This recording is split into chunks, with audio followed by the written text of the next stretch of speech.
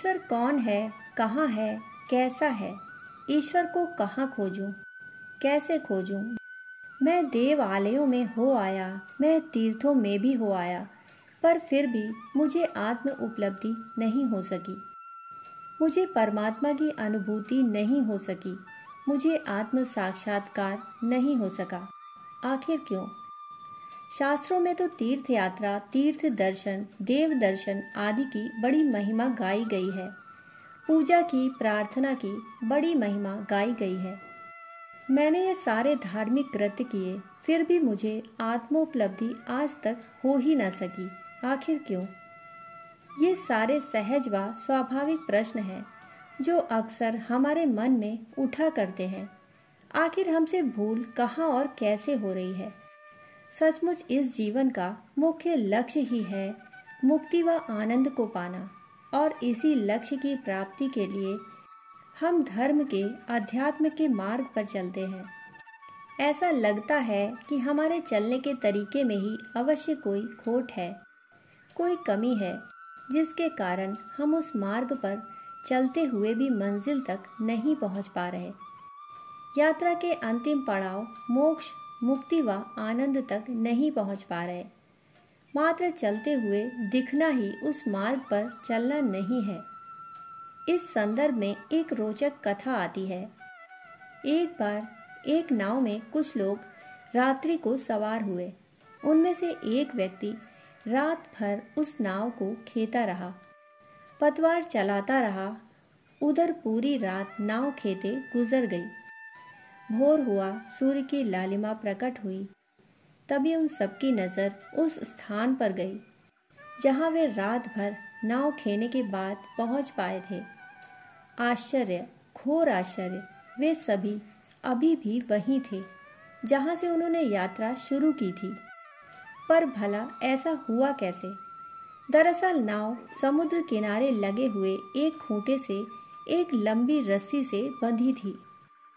रात के अंधेरे में लोगों ने उस रस्सी को देखा ही नहीं। नाव रस्सी में बंधी है, इस ओर उनका ध्यान ही न गया। वे नशे में धुत रात भर पतवार चलाते रहे, पर रस्सी से बंधी नाव वहीं तक जा पाई जहां तक रस्सी जा सकती थी। यदि वह रस्सी रात में ही खुल गई होती तो वे सारे सवार ना जाने रातों रात कहां तक पहुंच जाते। शायद वे अपनी मंजिल तक पहुंच गए होते। हमारी यात्रा भी कुछ ऐसी ही है। हम धर्म के मार्ग पर, अध्यात्म के मार्ग पर वर्षों से चलते हुए दिख तो रहे हैं, पर पहुंच कहीं भी नहीं पा रहे। ऐसा क्यों? क्योंकि हम भी बंधे हुए हैं किसी बंधन से, किसी आसक्ति से, किसी रस्सी से। दुर्भाग्य यह है कि हम आसक्ति में बंधे रहकर ही मुक्ति का आनंद पाना चाहते हैं। हम बंधे हुए रहकर ही यात्रा पूरी करना चाहते हैं। हम यात्रा तो करते रहे हैं, पर बाहर बाहर की। हमें यात्रा बाहर की नहीं, अपने अंदर की करनी है।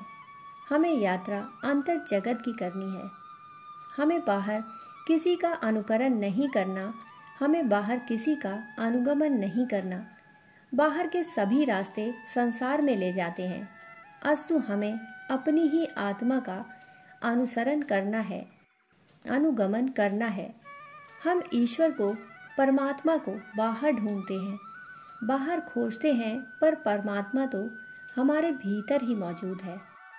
हमारी आत्मा ही तो शुद्ध परिशुद्ध होकर, पुनीत व पावन होकर परमात्मा हो जाती है।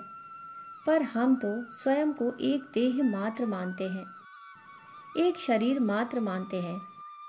इस देह में ऐसा क्या है जिसे हम परमात्मा मान लें?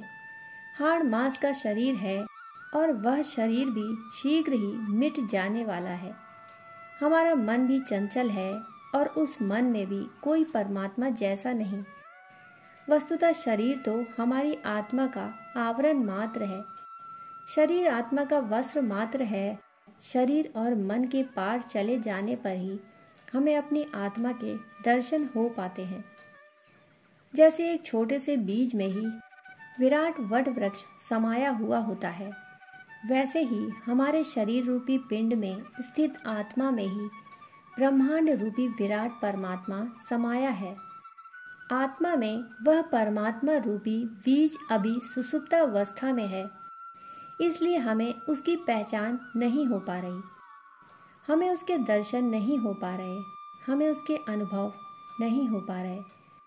शास्त्रीय संदर्भों का यदि कोई स्मरण करे और महापुरुषों के द्वारा प्रदत्त सूत्र संकेतों को कोई याद करे तो वह इस बात को स्पष्टता के साथ महसूस कर सकेगा कि ईश्वर हमारी ही आत्मा में बीज रूप में सुप्त है। दोस्तों, कहानी सुनने के लिए आपका बहुत बहुत आभार। फिर मिलते हैं ऐसी ही कहानियों के साथ। तब तक के लिए धन्यवाद।